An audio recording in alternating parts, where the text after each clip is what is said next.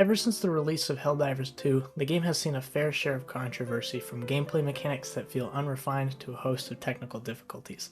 The sequel has sparked debates amongst the community, and I'm here to pour my own fuel into the fire and talk about everything I think is wrong with the game right now. The recent 60-day revamp did a lot for the game, and I won't deny that at all. The update fixed a lot of issues I personally had with the game, but there's still a lot I find lacking, and one of those things is... What's our big ticket item?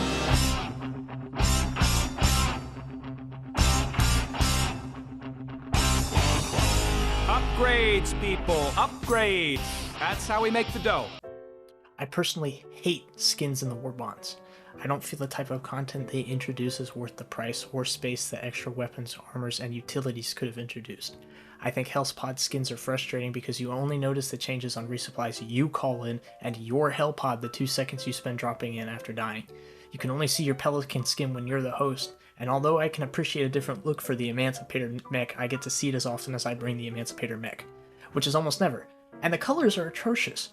Barf green camo, neon orange, booger green, and the black, which although doesn't look bad, is still, those are your options. And they're behind a $10 paywall that you need to grind for hours to unlock. It's frankly insulting. Another thing I have an issue with is the quality of content in recent updates. I love this game a lot, but I can't justify paying for war bonds or be excited for updates if the content in them is just slop.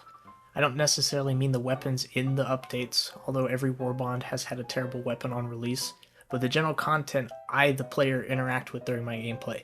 Ever since the release of Viper Commandos, players have gotten less weapons, armor, utilities, in exchange for skins and titles.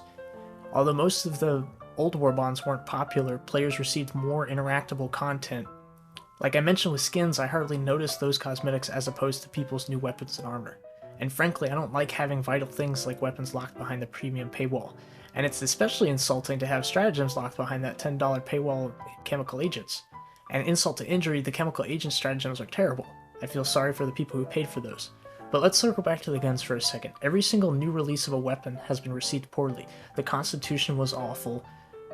Every single warbond has had most of the weapons be bad in them, and I'm disappointed that the developers have been on this cycle of not testing them before releasing, having to listen to the community complain, act surprised that the weapon isn't good, and then fix it. Rinse and repeat over and over again.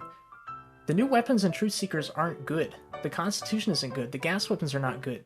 It just keeps going on and on.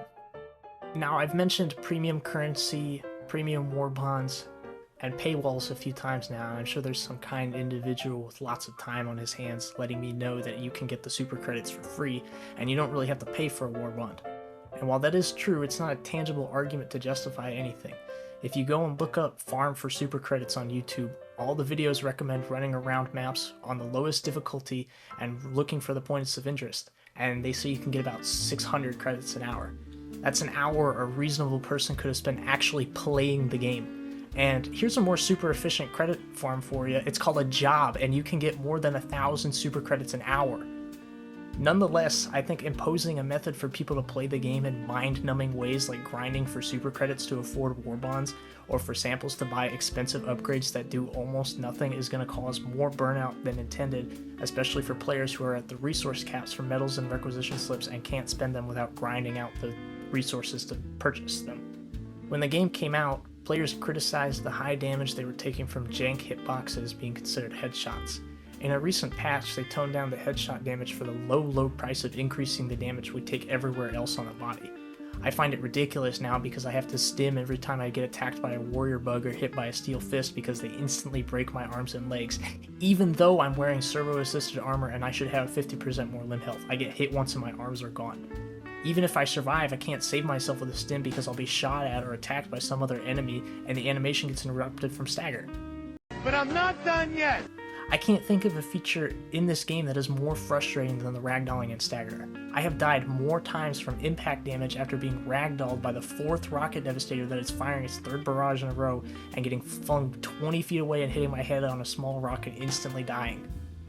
Or how I can't line up a shot against a hunter that's attacking me because the stagger makes me pull my gun all the way to the left. It's absurd.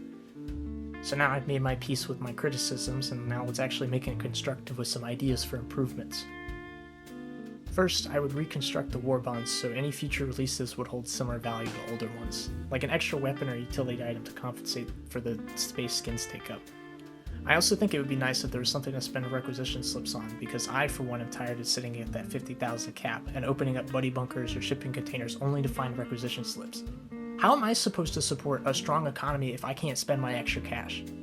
I think it'd be a little funny to have a slot machine or something on the Super Destroyer where you could feed in some slips and you could get back medals or samples or even super credits without having a negative impact on overall progression.